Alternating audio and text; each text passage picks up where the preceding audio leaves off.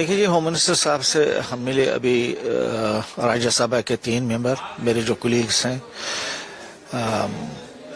जब ये सेशन चल रहा था तो हमारे जो मेन इश्यूज थे जो हमने उनसे डिस्कस किए और उन्हें बड़े तामुल से हमारी बातों को सुना।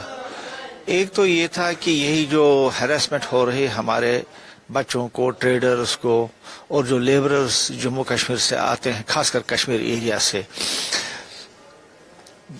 ब्लास्ट जो दिल्ली में हो गया, पोस्ट बॉम्ब ब्लास्ट, काफी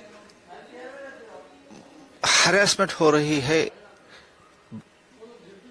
ये जो लड़के तालीम हासिल करते हैं या जो मजदूर यहाँ पर मजदूरी करते हैं मुख्तलिफ स्टेट्स में, या जो ट्रेडर्स हैं जो अपना कारोबार करते हैं, विंटर के इन महीनों में यहाँ पर आते हैं कारोबार करने के लिए, उनको काफी यहाँ पर हैरेसमेंट हो रही है। लड़कों को कॉलेजों से निकाला जाता है, मारपीट की जाती है, हॉस्टल में रहने नहीं दिया जाता है। इसी तरह जो ट्रेडर्स हैं उनको काम नहीं करने देते, उनको जो यहाँ पर वो रहते हैं उधर से बाहर नहीं निकलने दिया जाता है। और भी स्टेट्स में जो ट्रेडर्स हमारे आए हैं जो मुख्तलिफ किस्म का ट्रेड करते हैं इन विंटर के महीनों में, उनके साथ भी यही बात हो रही है।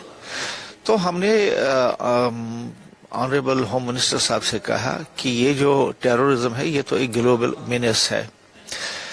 ये सिर्फ हिंदुस्तान में नहीं, अगर आप दुनिया के नक्शे पर नजर डालेंगे तो हर जगह ये चल ही रहा है। आजकल अमेरिका में भी चल रहा है, अब जो सबसे बड़ी कंट्री है उधर भी चल रहा है, बाकी मुल्कों में भी चल रहा है।